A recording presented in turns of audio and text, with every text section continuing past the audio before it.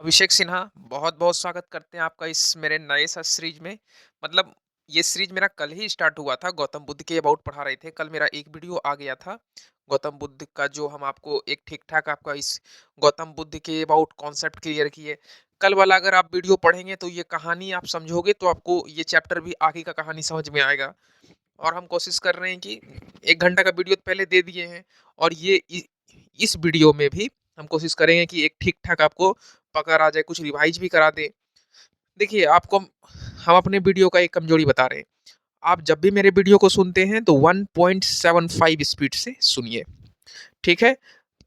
1 से 2 बार क्योंकि हम वीडियो बड़ा बनाते हैं, 1-1 घंटा से ऊपर का हो जाता है मेरा सिर्फ़ एक लेक्चर।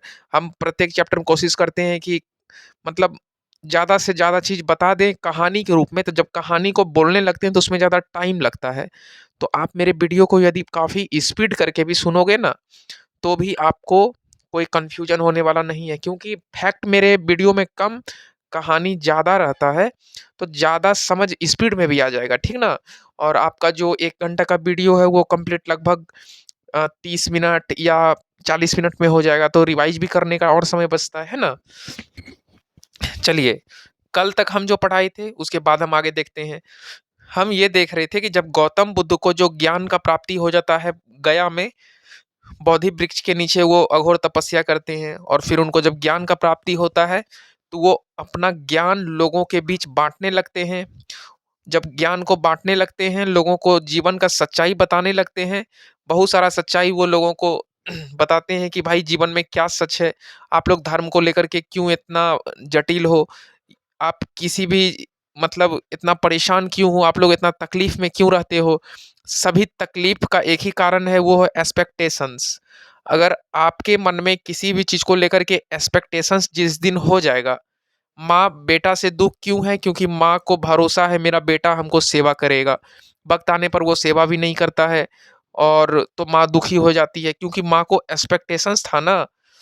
अगर एक बात कहे हर एक आप मेरे बात का ये मतलब एक तरह से मेरे बात का मतलब ये मत बना लेना कि भाई सर सिखा रहे हैं कि माँ-बाप का सेवा नहीं करना चाहिए। नहीं, नहीं माँ-बाप भगवान होते हैं और माँ-बाप का सेवा करना ही चाहिए, ठीक है?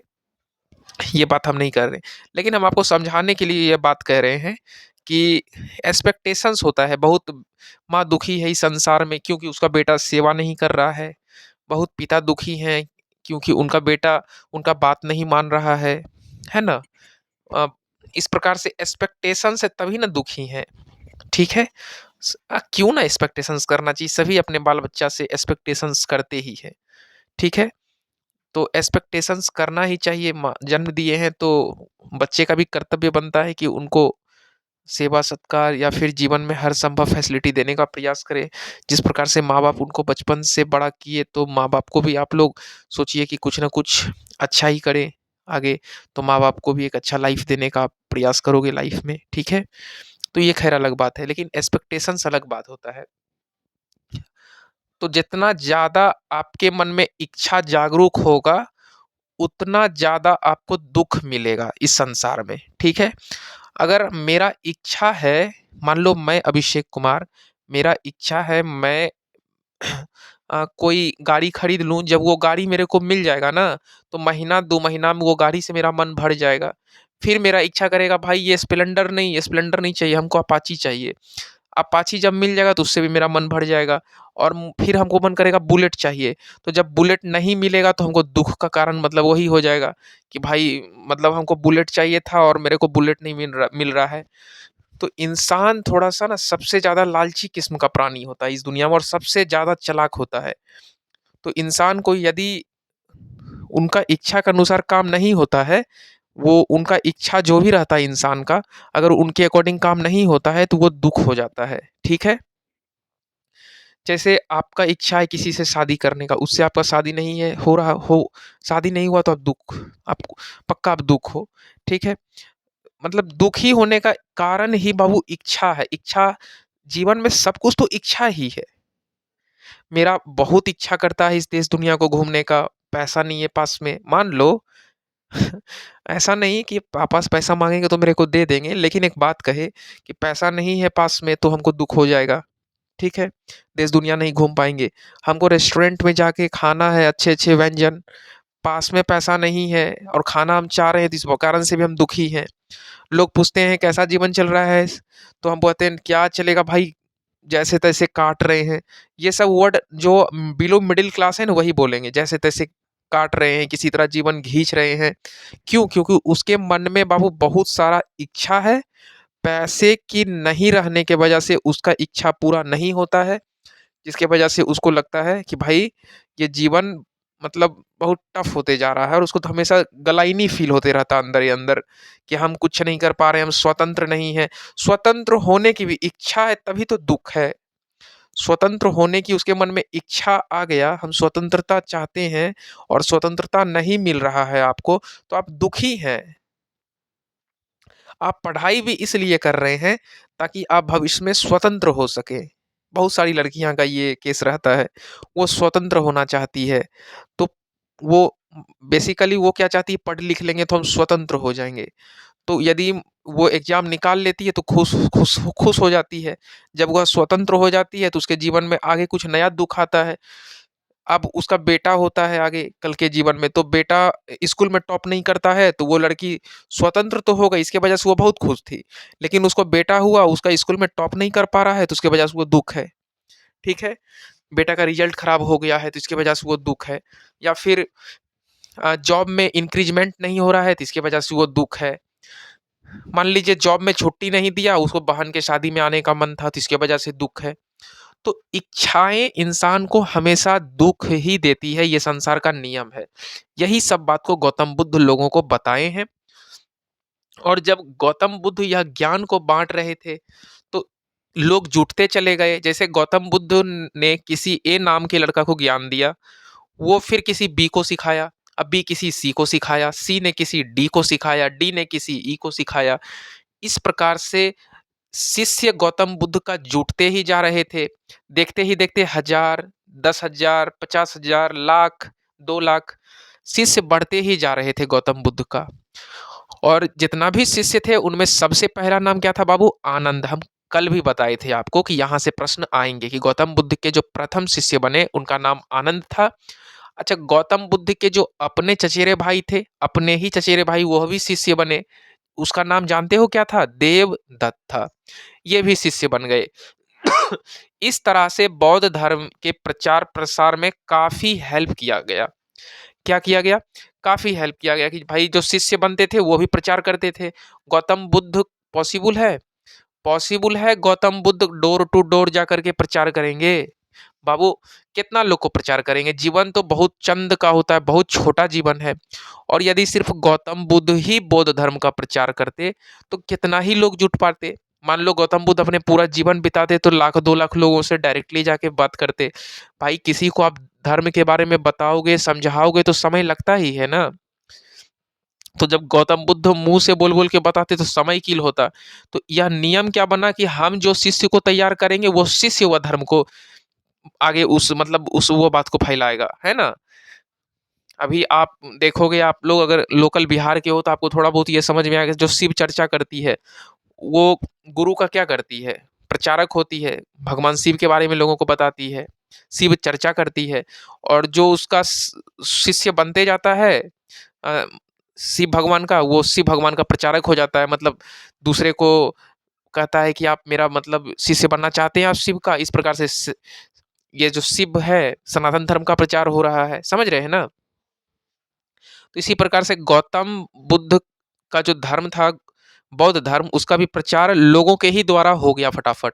गौतम बुद्ध भी करते जा रहे थे और उनका जो भी शिष्य बनते जा रहे थे, वो भी प्रचार काफ़ी तेज़ी से करते जा रहे थे। और इस प्रकार से धर्म काफ़ी तेज़ी से विस्तार भी होने लगता है। लाखों की संख्या में लोग जुटने लगे और बौद्ध जो है वह जो बौद्ध के उपदेश हैं, उसका पालन करने लगे लोग। मतलब लोगों के मन में ना वो जो इच्छा वाला चीज़ था, एक्सपेक्टेशंस वो बहुत घट गया और तब से लोग खुश रहने लगे। क्योंकि जब आपके मन में इच्छा नहीं होगी तो आप बहुत खुश रहोगे, ठीक है? इच्छा ही संसार का बहुत बड़ा तकलीफ़देह कारण होता है। इच्छा को कम कर लो, हम आपसे प्रॉमिस करते हैं, आपका जीवन सफल हो जाएगा। पैसा कमाओ या ना कमाओ, जीवन आपका सफल है। इतना ही पैसा कमाओगे जितना में आप ठीक-ठाक खा लोगे, ठीक-ठाक पहन लोगे, उतना में ही आप मस्त मौला लाइफ़ जी लोगे। बताओ क्यों? क्योंकि बाबू आपके मन में किसी भी प्रकार का इच्छा है ही नहीं। लेकिन देखो, हम लोग बाबू 21वीं शताब्दी का बच्चा लोग हैं और हम लोगों के जीवन इच्छा रखना चाहिए, क्योंकि इच्छा रखोगे, टारगेट बनाओगे, थोड़ा बड़ा-बड़ा एग्ज़ाम का तैयारी करोगे तो थोड़ा-सा जो है ना, मतलब अच्छा समय जाता है। ऐसा बात नहीं कि इच्छा एकदम घटा ही लेना चाहिए। इच्छा घटा लेंगे तो हम जो तैयारी कर रहे हैं, आपको करा रहे हैं, तो सब लोग बंद कर देंगे ना। तो जैसा भी ट्रेंड है, इच्छा अभी आप ऐसा थोड़ी आप जंगल में जाके रह सकते हो, भीख माँग के खा सकते हो, बाबू ये सब आपसे होगा? बताओ, नहीं होगा। तो आपको पढ़ना ही है, तो आप अच्छे से पढ़ाई करो ना। हाँ, लेकिन इच्छा मत रखो कि भाई पढ़ रहे हैं तो एग्ज़ाम ही निकले, ऐसा नहीं, आप अच्छे से पढ़ो, पढ़ने में खूब मशगूल हो जाओ, पढ़ने में बहुत मज़ा लो, जो भी टॉपिक पढ़ रहे हो उसमें बहुत कुछ सीखना चाहो, हम आपसे प्रॉमिस करते हैं कि आपको रिज़ल्ट हो ही जाएगा। मतलब इच्छा मत रखो कि हाँ, हम रिज़ल्ट निकाल ही लेंगे, घमंड मत लाओ। अगर ये नहीं निकाल पाए तो आपको फिर दुःख होगा। रिज़ल्ट तो ठीक है, ये एग्ज़ाम जीवन का एक छोटा-सा पार्ट है एग्ज़ाम, है ना? उसको निकाल के एक नौकरी पाना होता है। नौकरी पा लेंगे तो 2 4 10 पैसा कमा पाएँगे खुद के लिए, अपने परिवार के लिए।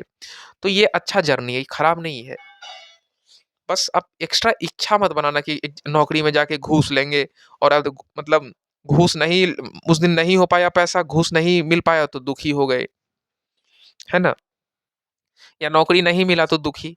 तो इच्छा को बस गौतम बुद्ध का कहना था, उसको कम करिए, आपका जीवन क्या हो जाएगा बाबू? सफल हो जाएगा। ठीक है? तो इस प्रकार से गौतम बुद्ध का उपदेश फैलते ही चला गया समाज में और एट प्रेजेंट में कई ऐसा देश हैं, मतलब अलग-अलग कंट्री हैं बाबू, वहाँ पे गौतम बुद्ध जो हैं वो अपना बौद्धिक धर्म का जो बौद्ध बौद्ध धर्म है, वो प्रैक्टिस किया जा रहा है। कुछ ऐसे देश हैं वर्ल्ड में जहाँ गौतम बुद्ध का धर्म प्रैक्टिस किया ही जा रहा है। और गौतम बुद्ध के बारे में थोड़ा-सा यही कि जब उनका लास्ट का जीवन का जो लगभग 80 वर्ष है, वो पूरे होने के बाद उनका मृत्यु हो जाती है। ठीक ना? जब गौतम बुद्ध का 80 वर्ष हो जाता है लास्टली, गौतम बुद्ध का पूरा 80 वर्ष पूर जाता है। जब 80 वर्ष के गौतम बुद्ध हो जाते हैं, तो उनकी मृत्यु हो जाती है और मृत्यु कहाँ होती है? कुशीनगर में होती है। किसकी मृत्यु? गौतम बुद्ध की मृत्यु को कहाँ हो गई? कुशीनगर के एक जगह है, वहीं पे गौतम बुद्ध की मृत्यु हो गई। आप बोलोगे सर ये कुशीनगर कहाँ पड़ता है? तो आपको पहले जब हम महाजनपद वाला चैप्टर पढ़ाए थे, तो ये कुशीनगर मल्ल महाजनपद वाले क्षेत्र में पड़ता था, जो कि आज देवरिया उत्तर प्रदेश का नाम सुने हो बाबू? वही क्षेत्र हो गया देवरिया वाले क्षेत्र में। कौन था? मल्ल महाजनपद था देवरिया वाले क्षेत्र में, उत्तर प्रदेश का देवरिया, है ना? वहीं पे कुशीनगर नाम का जगह है, वहीं पे गौतम बुद्ध की मृत्यु हो गई थी। चलिए थोड़ा बहुत गौतम बुद्ध के बारे में अब फैक्ट पे जाते हैं, क्योंकि एक ठीक-ठाक आपको गौतम बुद्ध के बारे में समझ में आ गया। गौतम बुद्ध का जन्म नेपाल के लुम्बिनी में हुआ था। कहाँ पे हुआ था? नेपाल के लुम्बिनी में। अच्छा बाबू कब हुआ था? तो 563 ईसा पूर्व 563 बीसी में गौतम बुद्ध का जन्म हुआ था। लुम्बिनी के नेपाल में हुआ था। अब बोलोगे सर और छीलिए नेपाल में कहाँ हुआ था? क्योंकि नेपाल तो बहुत बड़ा है और लुम्बिनी एक मान लीजिए जगह है नेपाल में, तो वहाँ कहाँ हुआ था? तो एक तराई क्षेत्र पड़ता है, तराई क्षेत्र उतना डिटेल में हमको खुद खुद पता नहीं था, आपको क्या बताएँ? लेकिन तराई क्षेत्र में ही शायद हुआ था। एक बार आप चेक करना तो गूगल पे, क्योंकि मेरा तो पढ़ा हुआ है। और गौतम बुद्ध की मृत्यु 1483 ईसा पूर्व में हो गया था। अब गौतम बुद्ध की मृत्यु 1483, जन्म 563 ईसा पूर्व, मृत्यु 483 ईसा पूर्व। देखो ना, 83 से 73 या 73 से 63, तो 563 में जन्म और 483 में मृत्यु, 80 साल हुआ ना। 563 में जन्म, 483 में मृत्यु, मतलब घटते क्रम में होता है बीसी में। बीसी में बढ़ते क्रम में नहीं, घटते क्रम में होता है ना। 563, 562, 561। थोड़ा मौसम चेंज हुआ है तो खांसी हो गया है। चलिए कोई नहीं, चीजें आपको समझ में आ रहा है, बस इतना ही मेरा लक्ष्य है। बौद्ध धर्म में मृत्यु को जो है ना निर्वाण कहा गया है। क्या कहा गया है? जब आप बौद्ध धर्म को अच्छे से पढ़ोगे तो मृत्यु को निर्वाणा मतलब निर्वाण जो है ना वो मतलब मृत्यु को निर्वाणा से तुलना किया गया है। निर्वाणा प्राप्त कर लेना मृत्यु को कहते हैं। और पिता शुद्धोदन कौन थे? गौतम बुद्ध का। वो कपिल वस्तु के मुखिया थे। क्या थे? मुखिया, कह लो राजा ही थे। मतलब पैसा वैसा की शुद्धोधन के पास कोई कमी थी ही नहीं। और शुद्धोधन का संबंध जो है वह शाक्य कुल से कंप्लीट रूप से जुड़ा हुआ था। कौन सा कुल से? शाक्य कुल से। जब शुद्धोधन जो है वह शाक्य कुल से थे, कुल का मतलब खानदान होता है, किस खानदान से ताल्लुक रखते थे शुद्धोधन, तो गौतम बुद्ध भी क्या हो गए? शाक्य कुल के हो गए, है ना। और जो क्षेत्र है वह कपिल वस्तु का था। माता का नाम बाबू कल भी बताई, क्या नाम था बताओ? महामाया देवी, है ना। यह कौन थी? यह कौलिय वंश से संबंधित थी। कौलिय वंश, कौन सा वंश से? कौलिय वंश से। पिता कौन सा वंश से थे? तो कास्ट शाक्य कुल से थे। माँ कौन सा कुल से थी? तो कौलिय कुल, मतलब कौलिय वंश से ताल्लुक रखती थी इनकी माता महामाया। ये सब थोड़ा फैक्ट डाटा है, इसको आप थोड़ा सुनोगे ज्यादा तो याद हो जाएगा, है ना। और मायके जाने के क्रम में पुत्र पुत्र तो हो गया था, और ठीक 7 दिन के बाद क्या हो गई? इसकी माँ की भी मृत्यु हो गई। इलाज चल ही रहा था, लेकिन 7 दिन जबरदस्त इलाज चला डॉक्टर के द्वारा। खूब पैसा खर्च किए शुद्धोधन, इतना धन खर्च किए अपनी पत्नी को बचाने के लिए, लेकिन पत्नी इनकी महामाया बची ही नहीं। तो लोग क्या करे भाई? 7 दिन, लगभग 7 दिन इसका इलाज चला एम्स दिल्ली में। हाँ बोलोगे सर एम्स दिल्ली, अरे भाई मजाक किए। एम्स दिल्ली कहाँ था? है ना, एम्स दिल्ली कहाँ था? ये तो ईसा पूर्व की बात चल रही है। उस वक्त वैद्य जी हुआ करते थे। और 7 दिन अच्छा खासा इलाज चला और महामाया की क्या हो गई? मृत्यु हो गई। फिर पिता शुद्धोधन जो थे वह मौसी से शादी कर लिया। मौजी मौसी का क्या नाम था? प्रजापति गौतमी था। गौतम बुद्ध की पत्नी का नाम क्या था बाबू? ये बहुत इंपॉर्टेंट है। तो यशोधरा था। क्या था? यशोधरा। जो गौतम बुद्ध की पत्नी है उनका नाम यशोधरा था। और यशोधरा को एक पुत्र हुआ जिसका नाम क्या रखा गौतम बुद्ध? राहुल रखा। यशोधरा से प्यार करते थे कौन? गौतम बुद्ध। और शादी भी हो गया था यशोधरा से। 16 वर्ष की ही आयु की लड़की थी यशोधरा, और उसे शादी कौन कर लिए? गौतम बुद्ध। 16 वर्ष से शायद कम की ही थी, 15 वर्ष 14 वर्ष की थी। सोचो 14 वर्ष की लड़की का शादी हो जाता था उस वक्त। मतलब कैसा समाज था? 14 वर्ष मतलब शादी एक बड़ा रिस्पॉन्सिबिलिटी होता है, ऐसा नहीं है। 14 वर्ष की लड़की को आप शारीरिक मानसिक हर क्षेत्र में वो विकसित हो गई तब ना आप शादी कर दिए, तो नहीं करना चाहिए। इतना कम कम एज की लड़की, सब पढ़ने वाला उम्र होता है। उनका उनका शरीर भी ठीक से ग्रोथ नहीं हो पाता है। मतलब वो एक टीनेज में होती है, कम से कम इसमें बहुत सारा चेंजिंग होता है हार्मोन्स में, तो ये सब उम्र शादी की नहीं होती है। एकदम कम से कम 21 साल, 20 प्लस ही होना चाहिए। उससे कम में शादी वादी नहीं ही करना चाहिए। खैर ये बाबू आज से 2000 2500 साल पहले की कहानी है। तो खाना पीना जो है पहले थोड़ा सा स्ट्रांग था। मतलब आज की 24 वर्ष की लड़की जितना मजबूत होती है, उस वक्त की 14 वर्ष की लड़की की मजबूती लगभग बराबर ही थी। तो चलो यशोधरा का शादी किससे हो गया? गौतम बुद्ध से हो गया। आ गया समझ में। और शादी वादी जब हो गया तो भाई स्वाभाविक है कि जो यशोधरा है वो एक पुत्र को जन्म दी। ठीक है, शादी के बाद ही पुत्र की प्राप्ति, ये सब तो खैर नॉर्मल बात है, आप जानते ही हो। तो यशोधरा को एक पुत्र भी प्राप्ति हुआ जिसका नाम था राहुल रखा गया। राहुल जो है बाबू, राहुल, राहुल का मतलब समझ लो क्या होता है, आप जानते हो? राहुल का मतलब क्या? नहीं जानते हो? बंधन। क्या होता है? बंधन होता था। गौतम बुद्ध पहले जो थे ना, गौतम बुद्ध वह पारिवारिक थे, और बाद में चल करके वो सन्यासी ले लिए, सन्यास बन गए, ठीक ना। राहुल जब हो गया, और राहुल के हो जाने के बाद कंप्लीट रूप से वह मतलब गौतम बुद्ध घर वगैरह को क्या कर दिए, त्याग दिए। राहुल हो गया था, राहुल बड़ा भी हो गया था थोड़ा, और फिर वह पारिवारिक जीवन को क्या कर दिए, एकदम छोड़ ही दिए। लेकिन शादी-वादी उनके पिता कर दिए। वो क्या सोचे कि मेरा बेटा गौतम बुद्ध पारिवारिक जीवन में फँस जाएगा और सन्यास का सपना भी नहीं देखेगा। अपनी पत्नी के साथ बस बातचीत करते, परिवार के अबाउट में चिंता करते हुए आगे बिता देगा। इसमें फँस जाएगा, वह सन्यासी नहीं बनेगा। लेकिन एक बात मेरा कहना सुन लो बाबू, तकदीर में आपका जो लिखा हुआ है वो तो होगा ही। आपको अगर बनना रहेगा कोई अधिकारी, तो भगवान आपको ना बनाने के लिए हर संभव रास्ता आपके लिए निकालेंगे ही, याद रखना।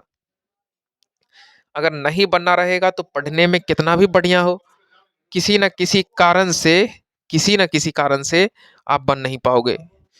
कभी मेरिट नहीं बन पाएगा, कभी कुछ नहीं। यदि तकदीर में बनना है तो पक्का बन जाओगे। भगवान आपको पढ़ने की मति देंगे, एक अच्छा इन्वायरमेंट देंगे, आपके लाइफ में किसी प्रकार का डिस्ट्रैक्शंस नहीं रहेगा। आप अपने दिमाग को अपने अकॉर्डिंग चलाओगे, आप मेहनत करोगे, आप खुद पे विश्वास करोगे, आप बन जाओगे अधिकारी। क्योंकि आपके दिमाग को भगवान हैंडल कर रहे हैं, आपको वही मति दे रहे हैं। आप पढ़िए लिखिए। बहुत बच्चे का मति भगवान बिगाड़ देते हैं, वो कम आयु में अपने दोस्त के साथ व्यस्त रहता है, और भी अन्य महिला मित्र, पुरुष मित्र, इस तरह का पूरा मतलब अपना लाइफ को ना एक जाल की तरह बुन लेता है, और वो पढ़ नहीं पाता है। क्योंकि उसके दिमाग को भी भगवान चला रहे हैं, क्योंकि भगवान उसके तकदीर में बहुत उतना ही लिखे थे, इसलिए ये सब अनवांटेड चीज़ों में उसको फंसा दिए हैं।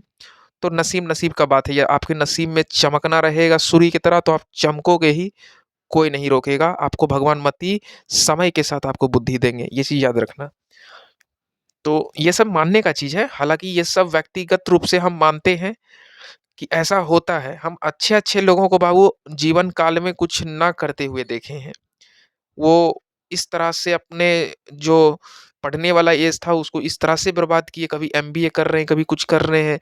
करते-करते पूरा सरकारी नौकरी, यूपीएससी निकालने, बीपीएससी निकालने का एज खत्म। अच्छे-अच्छे पढ़ने वाले जो बच्चे हैं वो एग्रीकल्चर फील्ड में चले गए।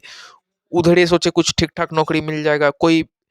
अ, कोई इंजीनियरिंग कर लिए, जबकि उधर उतना वो कर सकते थे, आईएएस वाईएएस बन सकते थे, लेकिन इधर तैयारी किए ही नहीं। क्योंकि भगवान ने सबको सब मतलब सब कुछ भगवान ही, मतलब समझ लो मेरे अकॉर्डिंग ऐसा है कि सब कुछ उसके हाथ, जब जन्म लेता है तो जन्म के साथ उसका पूरा जीवन लिखा जाता है। वो क्या करेगा, क्या बनेगा, कब कौन सा गियर तोड़ेगा अपने जीवन में, क्या करने के लिए, ठीक है। तो गौतम बुद्ध जो थे, गौतम बुद्ध के चलिए गौतम बुद्ध के बारे में बताते हैं। तो जो गौतम बुद्ध थे, तो गौतम बुद्ध ने सबसे पहले क्या देखे बताओ, कल बताए थे ना। हाँ, बूढ़ा लोगों को देखे। क्या देखे, बूढ़ा लोगों को। चलिए उससे पहले से थोड़ा देखते हैं। ये एक पारिवारिक जीवन में फंसे हुए थे। किस में फंसे हुए थे गौतम बुद्ध, पारिवारिक जीवन में। और बौद्ध जो है एक बगीचे में बैठकर चार दृश्य को देखे। अब आप सोचोगे सर ये चार दृश्य क्या क्या था, गौतम बुद्ध बगीचा में बैठ के क्या क्या सोच रहे थे। तो चलिए बताते हैं। वह बगीचा में बैठ के बहुत सोच रहे थे। घर त्यागने का उसके मन में एकाएक रात में 1 बजे क्यों ख्याल आया, क्योंकि उस दिन का शाम में वह घर के बगीचे में बैठ के चार दृश्य को सोचे। बुद्ध ने सबसे पहले एक बूढ़ा व्यक्ति को देखा, जो अपने शरीर जो था बूढ़ा व्यक्ति का, शरीर को लेकर काफी कमजोर महसूस कर रहा था, और बूढ़े को देखकर काफी दुखी महसूस करने लगे। कौन, गौतम बुद्ध, कि भाई ये कैसा कमजोर फील कर रहा है, और ये बूढ़ा होता क्या है, ये इसका मुंह कैसे झुलस झुलस गया है। डर गए बूढ़ा को देख के, मतलब बूढ़ा के बारे में सोचने लगे। दूसरा दृश्य क्या देखा कि एक व्यक्ति बीमार, जो बीमार व्यक्ति है उसको देखे। वो कहर रहा था, चिल्ला रहा था, उसको गौतम बुद्ध देखे। तो उससे भी वह निर्णय लिए कि भाई ये इतना दुखी क्यों है इस संसार में, संसार के बहुत लोग खुश हैं, ये दुखी है, ये दुखी क्या होता है, भगवान किसी को इतना तकलीफ क्यों देते हैं, इतना कष्ट क्यों देते हैं भगवान, आखिर ऐसा क्या है जीवन में, ये जीवन ही क्या है, ये जन्म हम लोगों का क्यों होता है, हम कौन हैं, हम कहाँ से आए हैं, हम मेरा जन्म धरती पर क्यों हुआ है, हमारा घर कहाँ है, इस मरणशील संसार में हम क्यों जन्मे हैं, क्या हम मर जाएंगे तो क्या मेरा दूसरा जन्म होगा, या फिर हम ऐसे ही अ, मतलब हम लोग हैं कौन? क्या दूसरा जन्म होता है कि नहीं होता है? हर तरह का सवाल गौतम बुद्ध के मन में उत्पन्न होने लगा। ये इनको दिमागी रूप इनका हालत खराब होने लगा, या पागल की तरह फ़ील करने लगे कि भाई इतना संसार में कष्ट क्यों? आखिर संसार में इतना दुःख देखे, मृत व्यक्ति को देख ही लिए, बूढ़ा को देख ही लिए, बीमार को देख ही लिए। इनका दिमाग ही काम नहीं कर रहा था कि भाई होता ही सब क्यों है संसार में? इनको आंसर चाहिए था। आंसर देने के लिए ना भगवान शंकर भगवान उतर के नहीं आ जाएँगे नीचे। इनको अघोर तपस्या ही करना पड़ता है। और वह अघोर मतलब जब ऋषि मुनि से पूछते-पूछते ये थक गए, किसी ने गौतम बुद्ध का मन को संतुष्ट नहीं किया जवाब दे करके, बड़े-बड़े ऋषि मुनि के पास गए, बड़े-बड़े लोगों के पास गए, लेकिन सब ने सिर हाथ उठा लिया। इनका प्रश्न ही इतना उटपटांग था। इनका उटपटांग प्रश्न को सुन कर के किसी ने हिम्मत नहीं किया आंसर देने का, क्योंकि इनका प्रश्न था मरने के बाद लोग जाते कहाँ हैं? जन्म क्यों होता है ना? लोग संसार में इतना दुखी क्यों हैं? बीमारी क्या होता है? लोग बूढ़ा क्यों होते हैं? क्यों, क्यों, क्यों इतना होने लगा कि इसका मन एकदम बेचैन होने लगा। हर एक डेगे-डेग पे क्यों ही लग रहा था, लेकिन इनको आंसर प्राप्त नहीं हो रहा था। तो इसीलिए ये निर्णय ले लिया कि आप भाई चाहे कुछ भी हो जाए, हमको किसी तरह ये सब चीज़ का आंसर चाहिए। वह दूसरा राह पे चल पड़े और वह राह था सन्यासी बनने का, ठीक है? इसी कारण से वह घर को भी क्या किए? त्याग दिए। बहुत दुखी थे, मृत व्यक्ति को देखे बोले, "ये मर क्यों गया है भाई? ये ज़िंदा था, ये मर क्यों गया है? मरने के बाद ये गया कहाँ? कौन था ये? कहाँ से आया था ये व्यक्ति?" इस तरह का उनके मन में सवाल उत्पन्न होने लगा। ये व्यक्ति कौन था? एक क्षणिक पल जी करके ये मर क्यों गया? गया कहाँ ये मर के? यही चीज़ पता लगा रहे थे। और उन्हें एहसास मतलब जो है वह हो गया कि जीवन में कितना भी अच्छा कर्म कर लो, क्या कर लो? कितना भी अच्छा कर्म कर लो, खूब बढ़िया कर लो, अंतिम गति मौत ही है, मरना ही है। उनके दिमाग में ये चीज़ सेट हो गया कि आप जीवन में गुंडा बन के जियो, किसी का मर्डर कर दो, वो अलग बात है, तो भी मरोगे ही आप। आप खूब बढ़िया से किसी को प्यार से बात करो, सम्मान करो, इज़्ज़त करो, किसी भी जानवर का हत्या ना करो, लोगों का जीवन बचाने का प्रयास करो, मदद करो, मीठा बात करो, कोई इच्छा नहीं रखो, तो भी मरना ही है। यह दृश्य उसके 2 पहलू उनके दिमाग में घूमने लगा कि अच्छा बन के भी मौत, खराब बन के भी मौत, आखिर मौत, मौत, मौत ये मर के जाते कहाँ हैं? लोग अमर क्यों नहीं हो जाते हैं? इस तरह का प्रश्न गौतम बुद्ध के दिमाग में घुस गया कि लोग अमर क्यों नहीं हो जाते हैं? ये जब सब मरिए जाता है, तो अच्छा कर्म, खराब कर्म आखिर क्यों? इसका कारण चाहिए गौतम बुद्ध को कारण। ये कारण कैसे मिलेगा?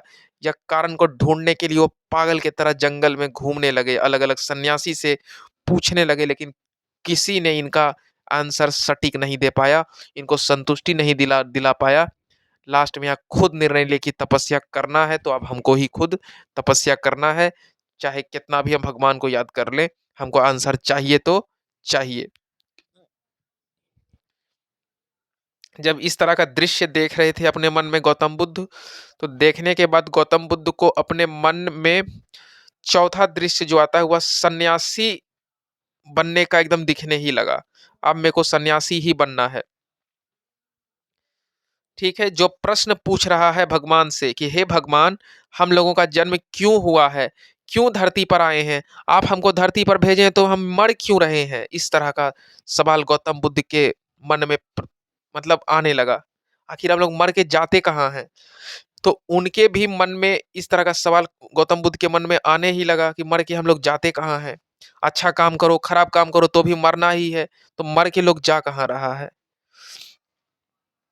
और सभी दुखों से मुक्ति हमको चाहिए, हमको जीवन में दु मुक्ति चाहिए, तो यह रास्ता सबसे बेटर है। कौन-सा रास्ता है भगवान से ये पूछते थे।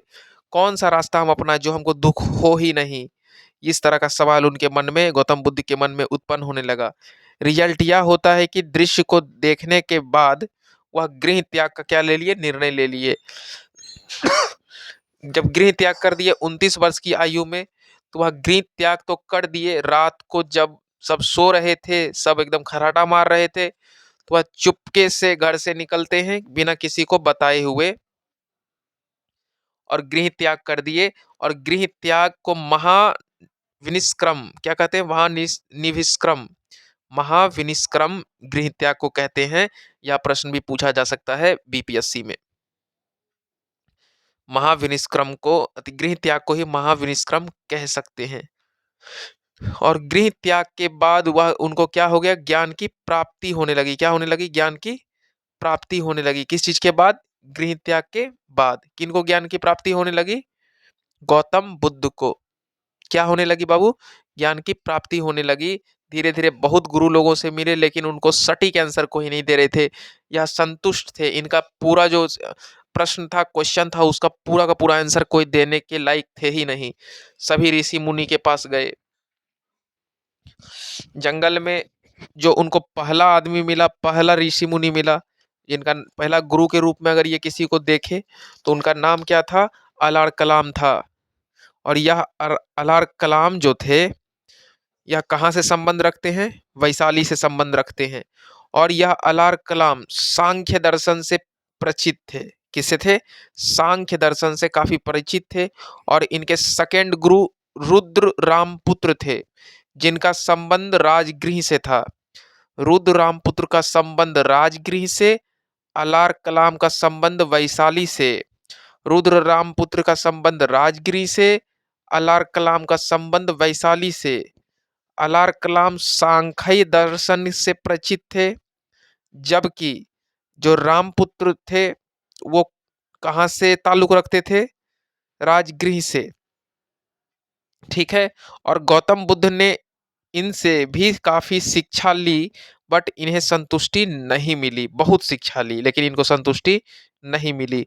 उनको ज्ञान की प्राप्ति हुई नहीं, या असंतुष्ट जैसा फील करने लगे।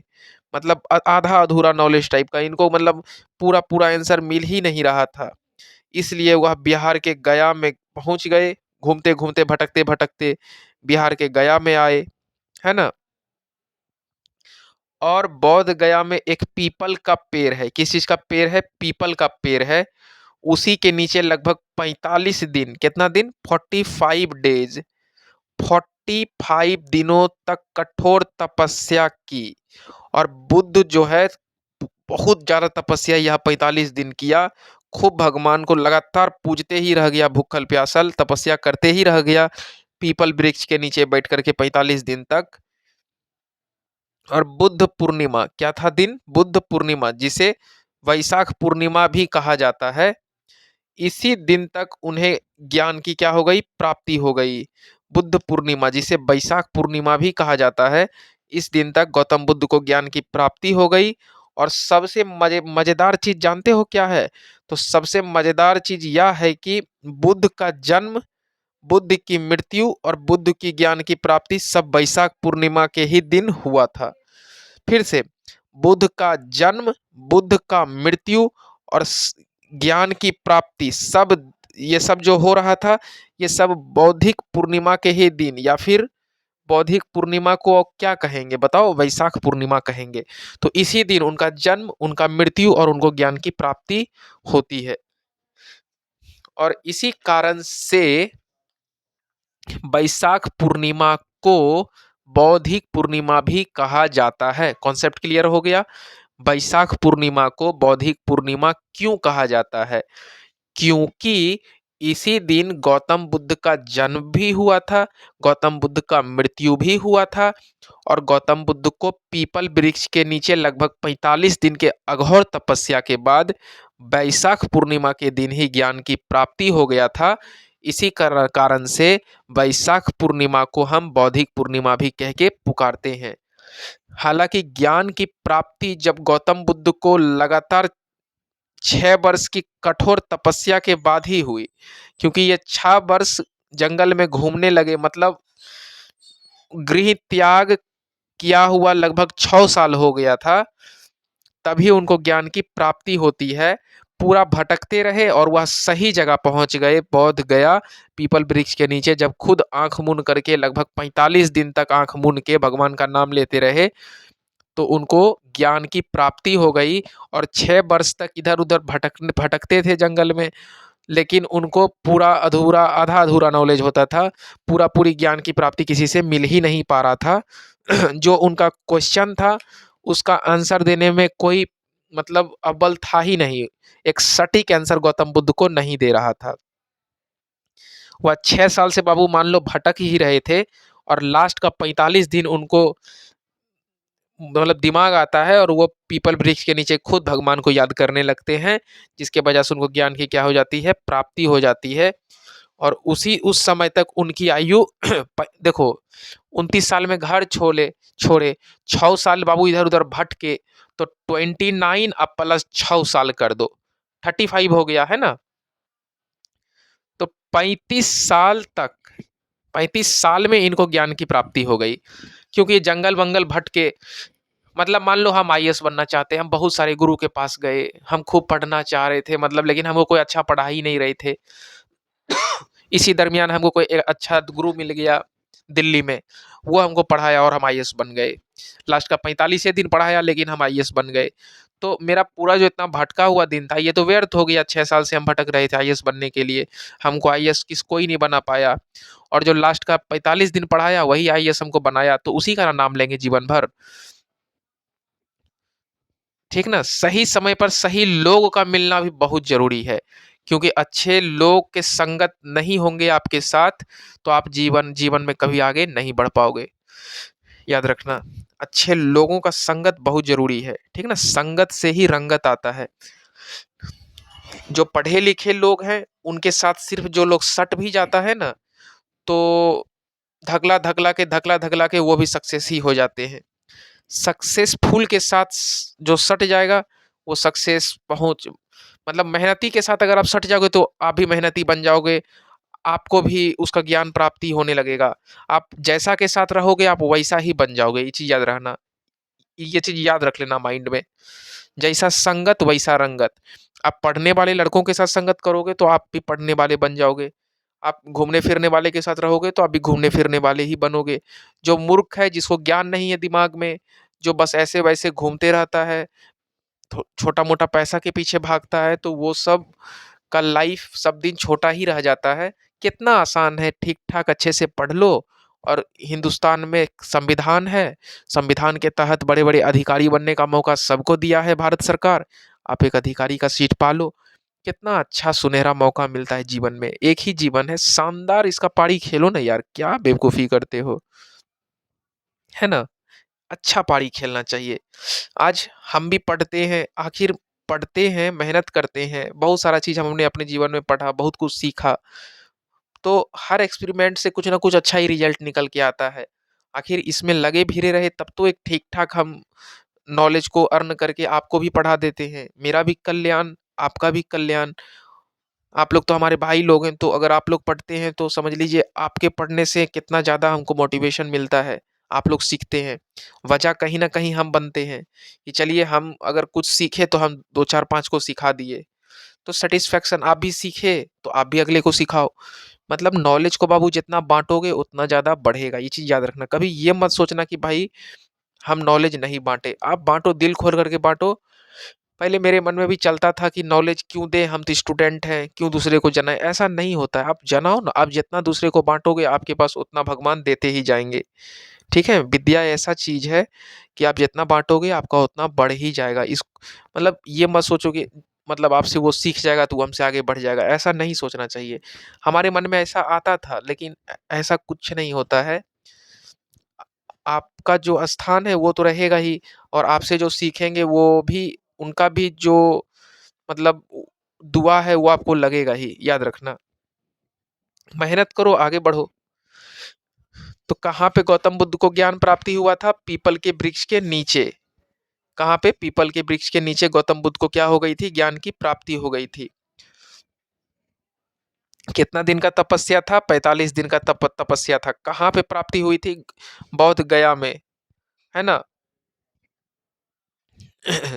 और एक चीज जान लो कि बुद्ध का जो बौद्ध है,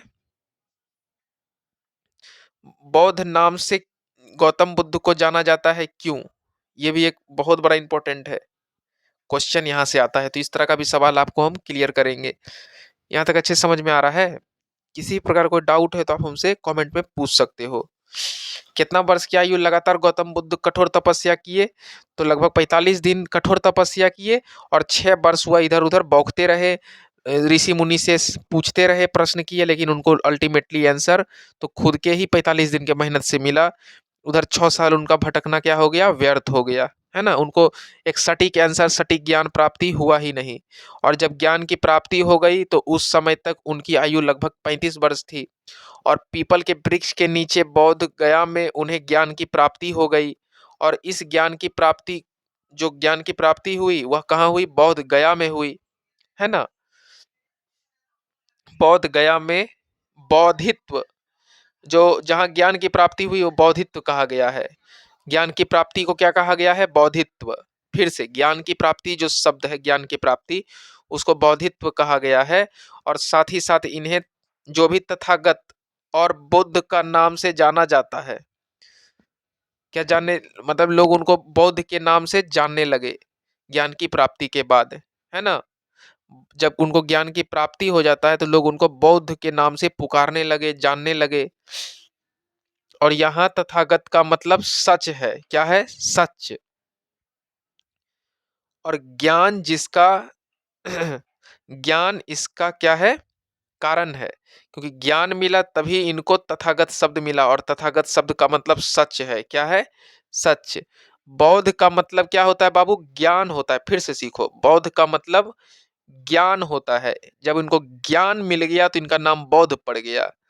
और जो इनका नाम बौद्ध पड़ा, और भी उन्हें अन्य नाम से जाना जाता है। क्या जाना जाता है? बताओ। जब शाक्य मुनि, जब शाक्य मुनि का इतिहास पढ़ोगे ना पूरा डिटेल्स में जाकर के, तो उसमें तुमको इनका नाम, मतलब इनका नाम जो है ना, शाक्य मुनि इतिहास पढ़ोगे तो उसमें इनका नाम शाक्य मुनि था। मेरे को याद नहीं आ रहा है पार्टिकुलर, लेकिन इनको शाक्य मुनि के ही नाम से पुकारा जाता था, मतलब प्रयोग किया जाता था शाक्य मुनि। और इन्हें लाइट ऑफ एशिया भी कहा जाता है गौतम बुद्ध को। मतलब एशिया का प्रकाश, एशिया का ज्ञान, है ना? प्रकाश, ज्ञान, ज्ञान की प्राप्ति। और ज्ञान की प्राप्ति के बाद उनके लाइफ में 5 ब्राह्मण शिष्य बने। बड़े-बड़े ब्राह्मण भी इनके सामने घुटना टेक दिए। जो लगभग बहुत ज़्यादा साल से तपस्या कर रहे थे, उनको भी इतना ज्ञान की प्राप्ति नहीं हुई, जो 45 दिन के अघोर तपस्या के बाद गौतम बुद्ध को हो गई थी। लोग कहने लगे ये भगवान का अवतार हैं, ये पृथ्वी पे आए हैं, है ना? और 5 बड़े-बड़े ब्राह्मण, प्रतिष्ठित ब्राह्मण इनके शिष्य बन गए। और पांचों में सर्वश्रेष्ठ शिष्य जो था वह आनंद को कहा गया है। सर्वश्रेष्ठ, सबसे पहले अगर कोई शिष्य बना तो आनंद को कहा गया है। और इन पांचों शिष्य, जो भी 5 शिष्य गौतम बुद्ध का बने, उन्होंने अपना पहला उद्देश्य सारनाथ के जगह पर ही दिया था। ज्ञान की प्राप्ति जब हो गया तो ज्ञान की प्राप्ति होने के बाद गौतम बुद्ध ने सारनाथ जो जगह था वहीं पर गौतम बुद्ध ने अपना पहला उपदेश दिया। यहाँ से भी क्वेश्चन निकल के आ सकते हैं।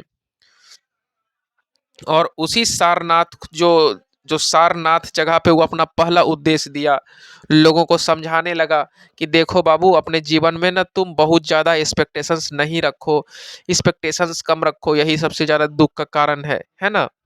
लोगों को उपदेश देने लगे। ठीक है, सारनाथ में ही अपना पहला उद्देश्य दिए।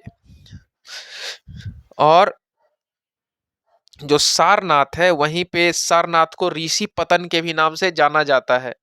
गौतम बुद्ध ने प्रवचन के माध्यम से लोगों को जागरूक करने का प्रयास किया। और प्रथम उपदेश के बाद लगातार वह डेली उपदेश ही देने लगे, लोगों से मिल मिल के। अलग अलग लोग मिलते थे, उपदेश देते थे। और इस प्रकार से उन्होंने कई संघ बना डाले एकदम तुरंत, कुछ ही महीना के अंदर कई संघ बना डाले गौतम बुद्ध। और कई जो भिक्षु था उनको अपने अंदर रख के ट्रेनिंग दिए, अपना पूरा ज्ञान जो प्राप्त किए थे उस सबको बताए खोल खोल के। और जीवन के बारे में एक अच्छा खासा सच्चाई उनको समझ में आ गया। ठीक है ना, कि जीवन कितना कठिन है, तकलीफ दे है और तकलीफ देने का कारण सिर्फ व सिर्फ हमारे जीवन में खुद का आशा, खुद का लालच है। यही हमें तकलीफ देता है। नो आशा, नो लालच। समझ रहे हो? नो आशा, नो लालच। अगर जिसके जीवन में हो गया, बाबू उसका जीवन सफल हो गया, नमक रोटी खाएगा, खुश रहेगा, कभी वो दुखी नहीं रहेगा। और एक चीज जान लो कि गरीब के घर में पैसा भले नहीं होता है, उनको अपने लाइफ से कुछ आशा भी नहीं होता है। भगवान से गरीब बस इतना ही मांगते हैं कि हे भगवान, कल सुबह होने वाला है और हमको बस काम मिल जाए, दो चार पैसे कमा लूं और ठीक ठाक मैं खुद का पेट भर लूं, अपने बच्चों का कुछ पेट भर लूं। बस उनका सोच यहीं तक लिमिट रहता है। वो उनके मन में किसी भी प्रकार का, गरीब जो होते हैं उनके मन में आशा नहीं होता है कि हे भगवान हमको डॉक्टर, हे भगवान हमको इंजीनियर, हे भगवान हमको कलेक्टर, हे भगवान हमारा पूरा पढ़ाई लिखाई एमए पीएचडी सब हो जाए। कोई आशा नहीं रहता है। और विश्वास नहीं करोगे, वो गरीब का घर में इतना ज्यादा खुशी होता है ना, वो खुशी को पैसे से कभी नहीं आप खरीद पाओगे, कभी भी नहीं। और आपके यहाँ बहुत ज्यादा पैसे हैं, आप खूब अधिकारी बन के करोड़ों रुपया कमा रहे हो, 1 करोड़ कमा लिए, कल आपको 2 करोड़ कमाने का लालच, वो आपको छोड़ेगा नहीं। जब आप 2 करोड़ कमाओगे तो 3 करोड़ कमाने का लालच, आपके पास 10 बड़े बड़े मकान हो जाएंगे। 11वां मकान नहीं होगा तो आप उसके लिए दुख रहोगे, 12वां मकान नहीं होगा तो आप उसके लिए दुख रहोगे। और अपना जीवन जो बहुत मूल्यवान समय है, यही दुकान मकान खरीदते खरीदते खरीदते खरीदते पूरा जीवन आप खत्म कर लोगे अपना, और आपको खुशी नहीं मिलने वाला है। हम आपको लिख देते हैं, कहीं खुशी आपको मिलने उलने वाला नहीं है। आप अपना मूल्यवान समय यही घर मकान एक्सपेक्टेशंस बेटा के लिए बेटी के लिए खरीदते खरीदते खरीदते खरीदते पूरा जीवन को आप गला दोगे। वो गरीब के घर में खुशी है जो पैसे से नहीं खरीदा जाता है। बहुत खुश रहते हैं भाई वो लोग, क्यों पता है? क्योंकि उसके मन में कोई एक्सपेक्टेशंस रहता ही नहीं है, ना उनके बच्चे, गरीब लोगों जो मजदूर होते हैं ना उनको अपने बच्चे से रहता है कि कुछ बन जाए, ना उनके परिवार में कोई बड़े बड़े पद पे रहते हैं। बस उनका जीवन बस यही रहता है कि किसी तरह कमा खा लें, कुछ काम धंधा कहीं लग जाए ठीक ठाक, कोई छोटा मोटा व्यापार धंधा कुछ भी कर लें, सब्जी ही बेच लें, ठीक ठाक कुछ पैसे आ जाएं तो हमारा दाल रोटी चलने लगे घर में, है ना? बस मतलब उनका इतना ही सोच होता है कि एक ठीक ठाक लड़की से शादी हो जाए, कुछ बच्चे हो जाए और सब खुशी खुशी खाए पिए परिवार बसाए। तो समझो बस इतना ही सपना होता है गरीब का। विश्वास नहीं करोगे, दिन भर का मजदूरी और रात में जो सुकून मिलता है ना, घर में घरवाली के साथ खाना खा के, घर परिवार में माता पिता के साथ बैठ के आपस में बातचीत करके, वह कॉरपोरेट और आप वो लंदन पेरिस का लाइफ में उतना खुशी नहीं है। आईएएस बन के वो गाड़ी में भी उतना खुशी नहीं है जितना खुशी वह गरीब के घर में दिन भर मजदूरी करने के बाद रात में जो आनंद आता है ना, बहुत आनंद आता है। मतलब वैसा लाइफ तो हम जिए नहीं है, हम तो खुद एक मिडिल क्लास परिवार में जन्म लिए हैं, वैसा भाग्य भविष्य शायद हमको भगवान नहीं दिए हैं। लेकिन हमको ऐसा लगता है कि जो गरीब होते हैं उनके घर में ज़्यादा खुशी होता है इन कंपेयर टू जो मिडिल क्लास हैं और जो अमीर हैं उनके तुलना में। अमीर और अमीर बनना चाहते हैं और मिडिल क्लास अमीर की ओर बढ़ना चाहते हैं। तो इसलिए मिडिल क्लास के बच्चे पढ़ने लगते हैं, आईटी मेडिकल आईएएस वाईएएस सबका तैयारी करने लगते हैं। बहुतों का होता है तो बहुत खुशी, बहुतों का नहीं हुआ तो दुखी। तो सुख दुख तो खैर ये चक्र चलते ही रहेगा जीवन में। जो बन गए वह मतलब वो और बड़ा बनने के लिए दुखी होते हैं। तो अमीर लोग कहा जाता है समाज में ज्यादा दुख रहते हैं, ये दावा तो हम भी करेंगे। ठीक है, यहाँ तक अच्छे समझ में आ गया? कोई डाउट नहीं? देखिए हम थोड़ा पढ़ाते हैं खोल खोल के ताकि आपको समझ में आए, समझा समझा के। मतलब किताबी कीड़ा नहीं बनना चाहिए, चीजों को एकदम जहन में बसा लो। आज से 10 साल के बाद भी मेंस लिखो ना, तो एकदम अपना लिखो, खुद का व्यक्तित्व जागृत करो कि भाई लिखना क्या है हमको, है ना? और वह अपना जो गौतम बुद्ध हैं, वो अपने प्रवचन से लोगों को जागरूक करने लगे। और प्रथम उपदेश वो लगातार मतलब देते ही चले गए, पहला उपदेश दूसरा उपदेश तीसरा उपदेश, और एक संघ बना लिए, इतना उपदेश दिए कि लोग भी गौतम बुद्ध का प्रचारक बन गया इनके धर्म का। कई भिक्षु जो थे बड़े बड़े साधु संत सब इनसे जुटते चले गए, बौद्ध धर्म को अपनाने चले गए, अपनाते चले गए। और लोग बौद्ध धर्म को अपनाकर बहुत सुकून फ़ील करते थे, क्योंकि इसमें किसी प्रकार का कोई लालच, दोष, आशा, अहिंसा कुछ नहीं था। कुछ नहीं, एकदम सादगी जीवन है ना? और ज्ञान की प्रकाश को पूरा वर्ल्ड में फैलाने का प्रयास ये गौतम बुद्ध का सपना बन गया। और गौतम बुद्ध अपने जो ज्ञान प्राप्ति किए थे वह उसे पूरा वर्ल्ड में फैलाना चाहते थे। और देखते ही देखते उत्तर भारत के अधिकांश क्षेत्र में बौद्धिक धर्म को अपना लिया गया। ठीक है। और उस समय बौद्ध धर्म जो है वो भारत का सबसे प्रमुख धर्म बन के एक मतलब उस समय जो था चल रहा था, आप कह लो कि भारत के अधिकांश क्षेत्र में, मतलब आई कैन रिपीट, फिर से रिपीट कर रहे हैं, सोचो। देखते ही देखते भारत के अधिकांश क्षेत्र में बौद्ध धर्म को ही अपना लिया गया, अधिकांश क्षेत्र में। और उस समय बौद्ध धर्म भारत का सबसे प्रमुख धर्म बनकर उभर गया। और आप देखते हैं गौतम बुद्ध का जीवन का कुछ घटना जिसे कुछ विशेष सिंबल से डिनोट किया गया है। को एग्जाम्पल दें आपको, तो गौतम बुद्ध के जन्म जन्म जो हुआ है बाबू, कमल निशान से देखा गया है। कमल जो होता है, कमल खिल रहा है पानी में, तो गौतम बुद्ध का जन्म से तुलना किया है। या फिर सांड से डिनोट किया गया है उनके जन्म को। किनसे? सांड जो होता है ना, सांड, सांड समझ रहे हो ना? या फिर कमल खिलते हुए गौतम बुद्ध के जन्म को ही दिखाता है। सांड, कमल इसलिए कहा जाता है क्योंकि गौतम बुद्ध जब जन्म हुई थी तो जातक कथा जो हम पढ़ रहे थे, हम बोले ना जातक कथा से हम लोग को ये कहानी मिली है, तो जातक कथा के अकॉर्डिंग उनका जन्म, जो जन्म हुआ था, तो जन्म के दिन पे 7 गो कमल खिले थे पानी में। कितना कमल खिले थे? 7 गो कमल पानी में खिले थे। और यह 7 कमल पे गौतम बुद्ध अपना पाँव रख कर, मतलब अपना पाँव को रखकर अपने कदम को आगे बढ़ाने लगे। इसीलिए इनके जन्म के सिंबल को कमल या फिर सांड कहा जाता है। सांड कहा जाता है, ठीक है। इसके अलावा गृह त्याग, जब वह गृह त्याग किए थे गौतम बुद्ध, तो गृह त्याग के समय घोड़ा था। क्या था? घोड़ा। मतलब किसी प्रकार का आपको कोई डाउट नहीं आना चाहिए, सब का सब कंफ्यूजन आप क्लियर कर लो।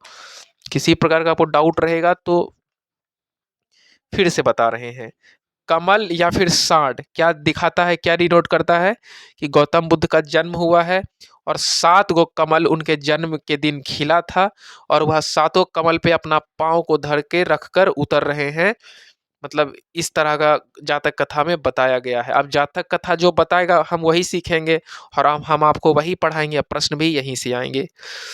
इनके जन्म का सिंबल ही कमल या फिर सांड है, ठीक है, सिंबल कह लो।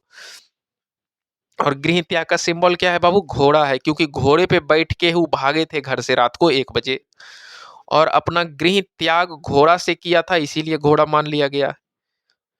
इसीलिए गृह त्याग का जो सिंबल है वह घोड़ा है। और इस गृह त्याग के घटना को महाविनिष्क्रम भी कहा जाता है। क्या कहा जाता है? हम कई बार बताए हैं, गृह त्याग के घटना को महाविनिष्क्रम कहा जाता है। और ज्ञान की प्राप्ति पीपल के वृक्ष के नीचे हुई थी। और पीपल की वृक्ष को, जो है पीपल का जो वृक्ष था, उनके ज्ञान की प्राप्ति का चिन्ह माना जाता है। पीपल की वृक्ष, ज्ञान की प्राप्ति का चिन्ह पीपल की वृक्ष, जन्म कमल, और फिर मृत्यु किसको माना जाता है? मृत्यु नहीं, जन्म कमल, ज्ञान की प्राप्ति पीपल की वृक्ष, और गृह त्याग घोड़ा। इस तरह का प्रश्न आपको पूछ सकता है। लास्ट हम पेपर चेक किए हैं प्रीवियस ईयर में, तो इस तरह का प्रश्न था, इसलिए आपको बता दिए। एग्जामिनेशन पॉइंट ऑफ व्यू से काफी रिलेवेंट हो जाते हैं। और लास्ट है निर्वाण, और इसका अर्थ होता है जीवन और मृत्यु के चक्र से मुक्त हो जाना। ठीक है, जीवन और मृत्यु से, चक्र से मुक्त हो जाना। तो ऐसा है कि हम चाहते हैं कि गौतम बुद्ध का जो निर्वाणा वाला जो कंसेप्ट है ना, उस पे एक सेपरेट वीडियो लाए, क्योंकि चैप्टर अभी लगभग 2 घंटा का और जाएगा। 2 घंटा का चैप्टर और जाएगा, तो जो निर्वाणा वाला पार्ट है तो वो हम चाहते हैं कि एक एक वीडियो और लाए। ठीक है, चलिए, आप जो हम वीडियो बनाएंगे वो 1-1 घंटा का रहेगा। ये 55 मिनट का ही गया ना, 54 मिनट 27 सेकंड।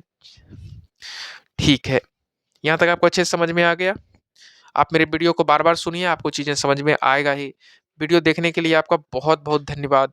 जय हिंद, जय भारत।